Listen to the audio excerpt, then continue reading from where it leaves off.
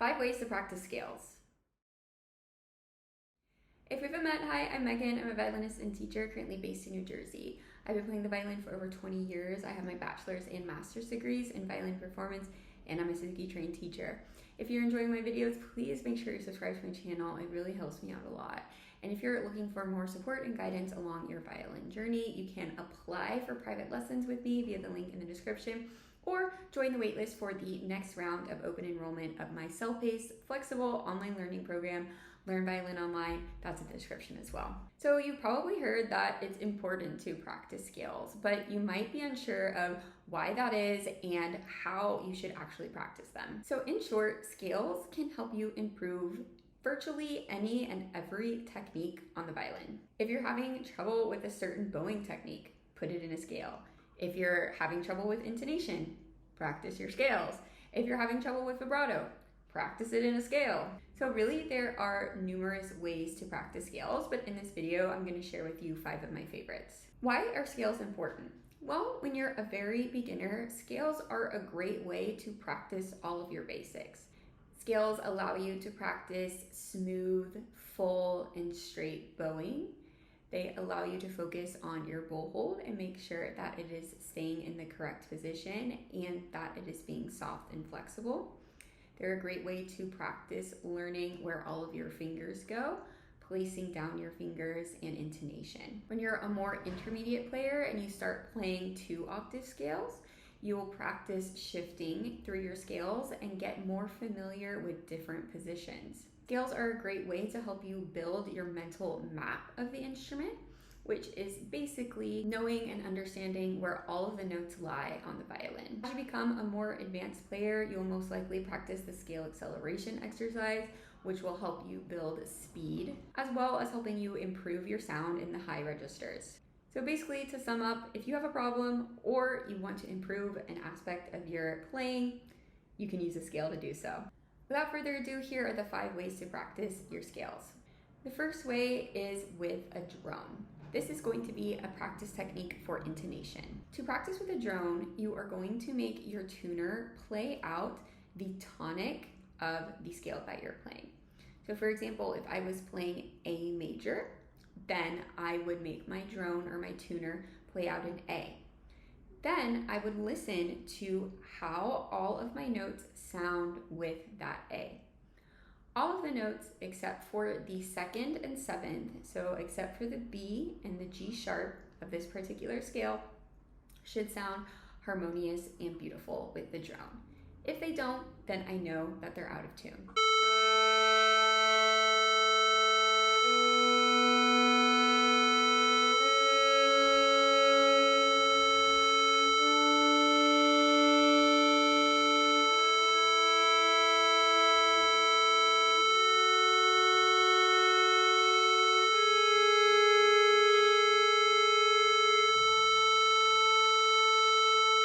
Does take a bit of ear training, and when you first start practicing with a drone, it's likely that you will not be able to hear if every single note is exactly in tune with the drone.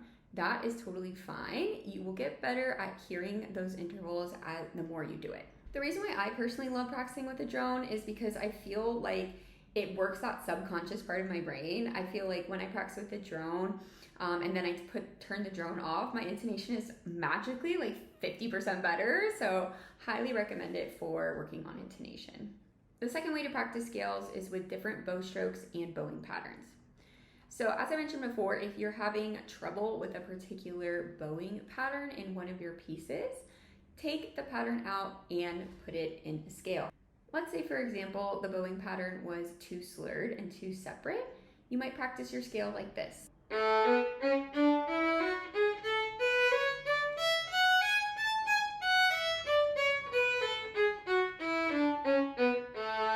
You can also practice scales with different bow strokes. Say you're an intermediate player and you're learning how to use brushstroke for the first time. You can practice a scale using brushstroke.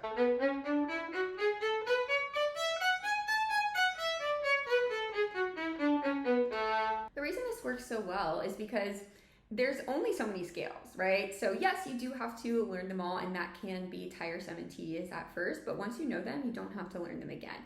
So when you know a scale very well, you don't have to think about, what notes you're playing. All you can focus on is the technique or the bowing pattern that you're using the scale to work on. The third way to practice scales is with vibrato.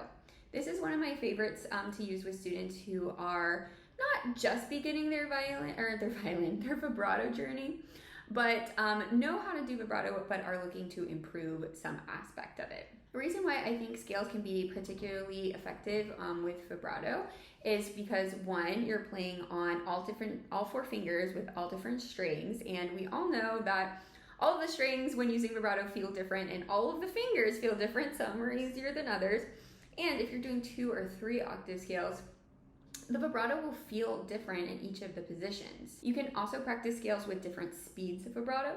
One of my favorite vibrato exercises is practicing a scale with slow, medium, and fast vibrato. I find it's great for relaxation.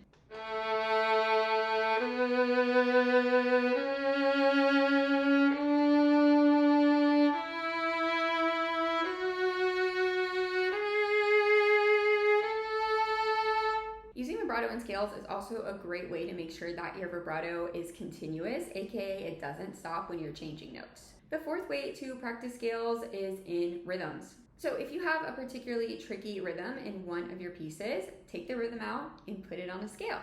Additionally, if you're just working on speeding up your playing in general, rhythms are a great thing to practice. You can start with this rhythm, long, short, and then do the opposite, short, long. And then you can play the notes in pairs as fast as you can. And then in opposite pairs. And in triplets. In groups of 4. Honestly, the possibilities are endless. And the fifth way to practice scales, which is my personal favorite, is the acceleration exercise. So I will leave a video linked where I go more in depth on how to do this exercise. But essentially this is mostly for advanced violinists who are playing 3 or 4 octave scales. And you play the scale multiple times, gradually speeding it up and increasing the amount of notes you're playing per bow. So you start with 2 notes slurred, 4 notes slurred, 6 notes slurred, 8 notes slurred, 12 notes slurred, and then 24 notes slurred.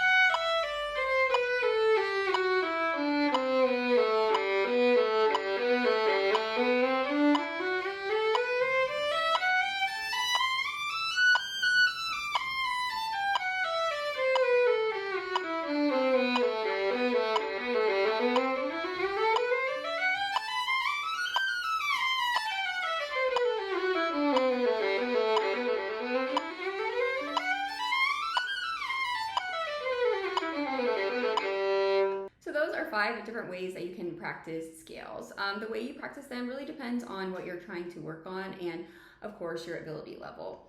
The way that I practice scales now is I will play the scale once slowly with a drone to check on my intonation and then go through the acceleration exercise. I pick and choose which scales I do each day, depending on either what my students are playing or the key of the piece that I am personally playing at the moment. And if I don't have like a piece that I'm playing, or if I don't need to, do either of those, then I just pick one that I haven't played in a while. What's your favorite way to practice scales? Leave a comment and let me know. Thank you so much for watching, and make sure you're subscribed before you go, and don't forget to check out Learn Violin Online.